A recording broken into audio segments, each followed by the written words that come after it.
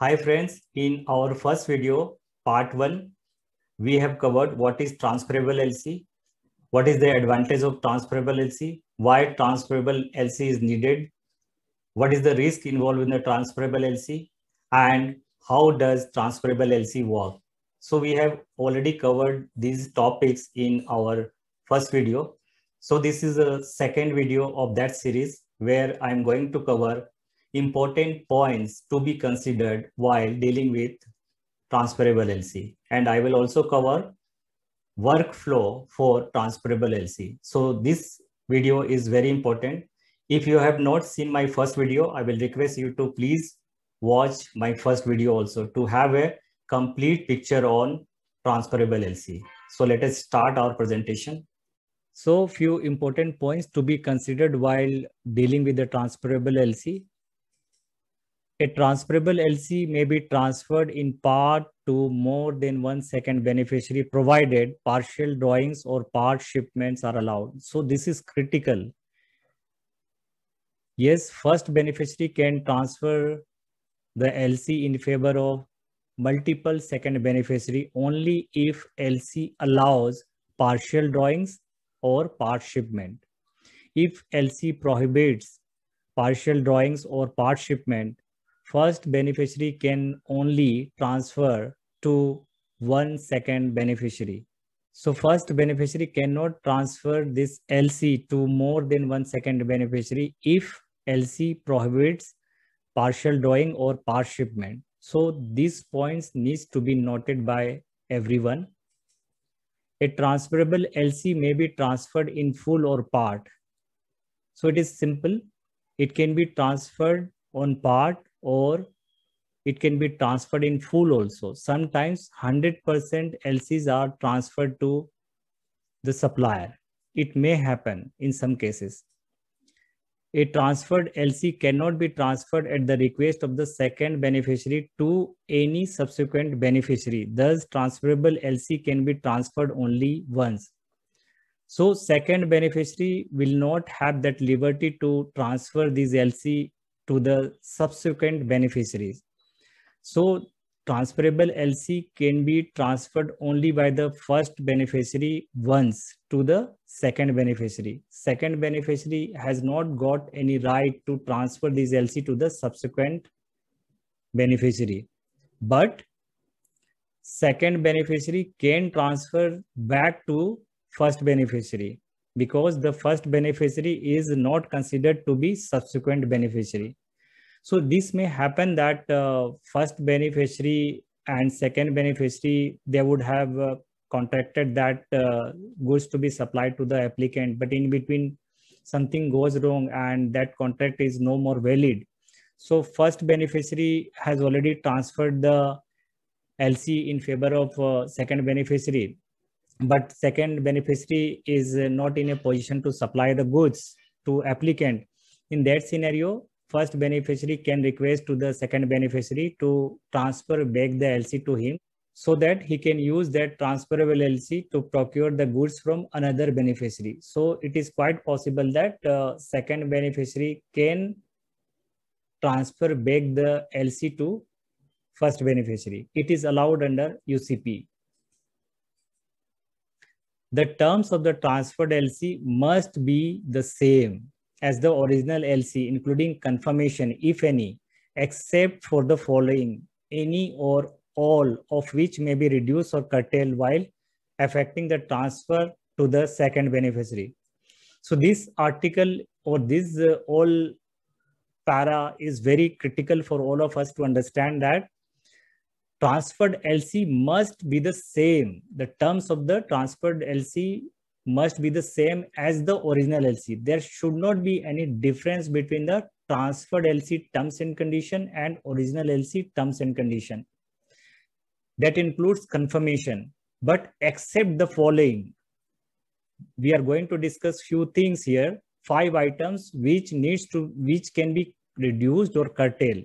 So what are the 5 items? Amount of the LC, any unit price stated therein, the expiry date of LC, the period for presentation, and latest shipment date or given period for shipment. So all these 5 items can be reduced or curtailed while transferring the LC to second beneficiary. Otherwise, all the other terms and condition needs to be kept as it is, as if it is there in the original LC, which we cannot change the terms and condition of the original LC except for the following 5 items which can be reduced or curtailed. For example, if LC value is $1,000, which first beneficiary is getting, so $1,000 includes his profit margin also, and he is procuring the goods from second beneficiary at say for example $900. So he can reduce the LC amount and he can transfer $900 to second beneficiary. So amount of LC can be reduced. Likewise, unit price also, for example, importer or applicant has requested for supply of shirt and one shirt costs $10. So in this case, first beneficiary can reduce the unit price of that shirt from $10 to $9. So all these items can be reduced or curtailed. It should be noted that this provision permits reduction or curtailment only. None of the listed items may be increased or extended. So none of the above item can be increased or extended. The only allowed thing is you can reduce or curtail all these 5 items. But one more item is here, that is insurance, that can be increased. Let us see what is that. Increase in insurance amount.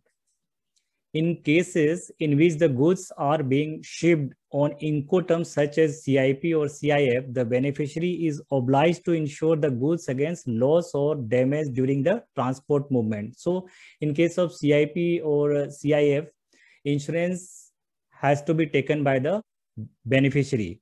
So if LC has been transferred to second beneficiary, in that scenario, second beneficiary has to take the insurance also. In case of insurance cover amount is not mentioned in LC, both the Incoterms and UCP require cover equivalent to 110% of the sale price.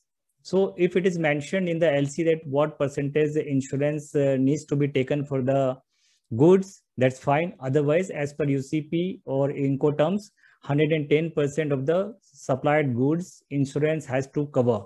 So it is critical to understand on transfer of LC with reduced amount, the percentage for which insurance cover must be affected may be increased to provide the amount of cover stipulated in the original LC or in the UCP.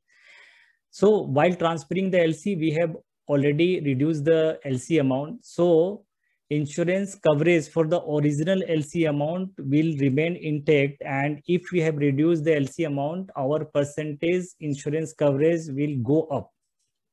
Thus, a higher percentage insurance cover may be required under the transferred LC in order to cover the amount of insurance required under the original LC. Let us understand this entire wordings in a mathematical form and try to understand the insurance coverage increased part by an example. For example, original LC value is USD 1000. So as per original LC, insurance has to be taken for 110% as per UCP article 28 F2. So based on the USD 1000 value, original value, insurance amount has to be 1100 USD. That is 110% of 1000 USD. And we have transferred this LC for the value USD 900 to second beneficiary. So despite the reduction in LC amount, if stipulated terms of insurance coverage we keep as a 110%, then total insurance cover would be 110% of USD 900, that is USD 990. Whereas the requirement for insurance cover as per original LC is 1100. So there is a gap. So if we or second beneficiary submits the documents, this insurance documents, which covers 110% of his LC value, there will be shortfall of insurance coverage if we consider the original LC value of 1000 and insurance value to be 1100. Therefore, there is a need to increase the insurance coverage percentage in transferred LC from 110% to 122.22%, so to get the insurance cover of USD 1100, that is 122.22% of USD 900. So insurance required under transferred LC to meet the original LC value is 122.22% instead of 110%. Yes, second beneficiary may wonder why this increase in insurance coverage percentage, because normally we all are habituated to cover only 110%. Why this 122.22% of the LC amount? Next, we will see the beneficiary. The first beneficiary has the right to substitute its own invoice and draft, if any, for those of a second beneficiary for an amount not in excess of that stipulated in the LC. This we have already covered, and we have seen that first beneficiary has the right to substitute his invoice and draft with second beneficiary's invoice and draft. But there is one catch. We need to understand that. We will see that what is that catch. If the first beneficiary is to present its own invoice and draft, if any, but fails to do so on first demand, or if the invoice presented by the first beneficiary create discrepancies that did not exist in the presentation made by the second beneficiary, and the first beneficiary fails to correct them on first demand, the transferring bank has the right to present the documents as received from the second beneficiary to the issuing bank without further responsibility to the first beneficiary. So it is very clear that as Article 38.G gives the rights to first beneficiary that they can substitute the invoice and draft. But with this Article 38.1, there is a catch on that they have to present complying presentation of invoice and draft to the transferring bank. In case they are not able to submit complying draft or invoice, and transferring bank observes that there is a discrepancies, and if they advise first beneficiary to rectify the discrepancies and they are not able to rectify the discrepancies in invoice or draft, but transferring bank observes that whatever draft or invoice submitted by the second beneficiaries are basically compliant one, and first beneficiary is not able to submit the complying invoice or draft. So in that scenario, second beneficiary's documents will be treated as a final one, and transferring bank will send the documents, second beneficiary's documents to the LC issuing bank without further responsibility to the first beneficiary. So first beneficiary will lose this privilege of substituting its own invoice or draft in case they are not able to submit on time, or they have submitted the discrepant invoice or draft. So it is critical for first beneficiary, if they want to substitute, they must substitute with the complying draft or invoice with the transferring bank.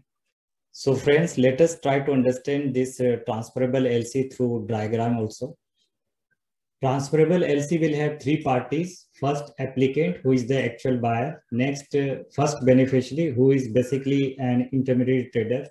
And second beneficiary, who is the supplier of the goods.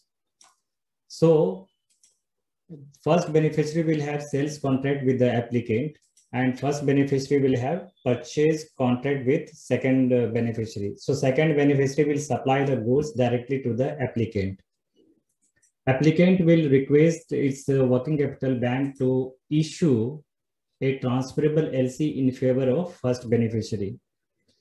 So applicant's working capital bank will scrutinize the application and see that required LC limit is available or not. If they find everything okay, they can transmit this LC to advising bank. LC issuing bank also can authorize a bank who will be the transferring bank. So advising bank will advise this transferable LC to beneficiary, first beneficiary. And first beneficiary, after receipt of LC, they will request for transfer this LC in favor of second beneficiary. So transferring bank will transfer this LC in the name of second beneficiary. So second beneficiary will receive the transferred LC in favor of him. So after getting the transferred LC, second beneficiary will ship the goods to applicant as per transferred LC terms and condition. And he will prepare entire set of documents and the documents will be submitted to their bank. Second beneficiary's bank will send the entire set of documents to the transferring bank as per LC terms and condition. After receipt of documents, transferring bank will approach first beneficiary to substitute second beneficiary's draft and invoice, and new draft and invoice will be given by the first beneficiary. So transferring bank will substitute second beneficiary's draft and invoice with first beneficiary's invoice and draft, and they will send the entire set of documents to LC issuing bank. So if LC issuing bank finds that documents are compliant presentation, they will honor the commitment and documents will be given to the applicant. And the applicant gets the documents and pays on due date. So on due date, issuing bank will remit the fund to the transferring bank. In most of the cases in India, bank who is acting as a transferring bank usually does the transfer only with the condition that transferred LC payment will be given only when they will get the payment from the original LC procedure. So this will be the condition given by the bank that transferred LC beneficiary will get the payment only when they get the payment under original LC. So since now transferring bank has already got the entire money from LC issuing bank, they will give margin or profit part to first beneficiary and they will remit the shipped goods amount under transferred LC to second beneficiary's bank, who in turn will give this money to the second beneficiary towards supply of goods. So this is brief diagram about transferable LC. So this is brief discussion from my side on transferable LC. I hope all my exporters friends, especially those who are engaged in trading business, will find this video valuable. If so, I will request you to like and share this video.